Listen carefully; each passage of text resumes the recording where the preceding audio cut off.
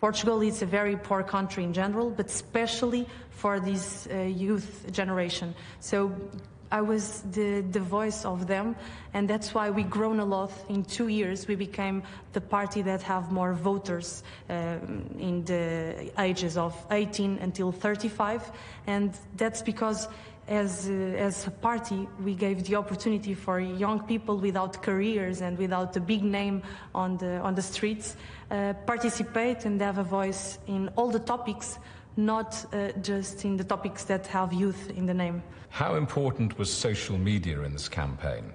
On social media, we can show our message without filters and have the opportunity and gave the opportunity to people understand if they want to follow us or not. So we used a lot social media, and we try to show that we are funny, we are normal persons, we are not the radical, the extremists, the bad persons that we look like when we normally see televisions and the things that media in general share about us. What is your message? What do you stand for?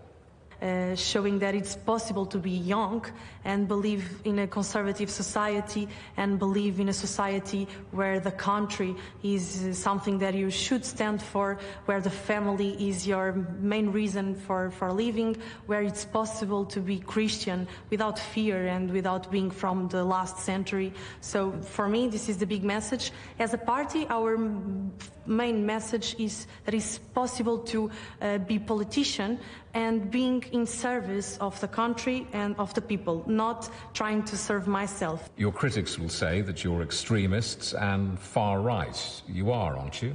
No, I don't think so. I think that we are extremists in the fight that we want to do against corruption, against this privilege that we see that the politicians have. So, of course, it's easier for the system to say that we are extremists. And how about being radical when it comes to Romanies and immigration? Again, we are the voice of common sense. We want to have a country where you have duties and rights. And, of course, you can't have some classes that have more rights than obligations.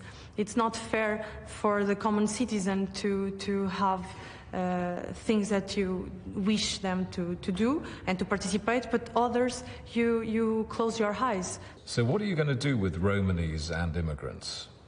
It's being realistic, is to understand that a poor country like Portugal can't have the doors super open and say, welcome, come on. But then, when people arrive, we don't have nothing to give. This is very irresponsible. Actually, it's irresponsible to Europe as well, because we are the first door of Europe. And if we open the door without filters, we are allowed people to use Portugal as a first country to achieve other countries as well. So you deport the undesirables? If they are not contributing, if they are not, if they are just existing, do you know? Why should they remain here? We already have so many people, so many people that live from subsidies from the state. Why should we keep growing that area, that number of people here?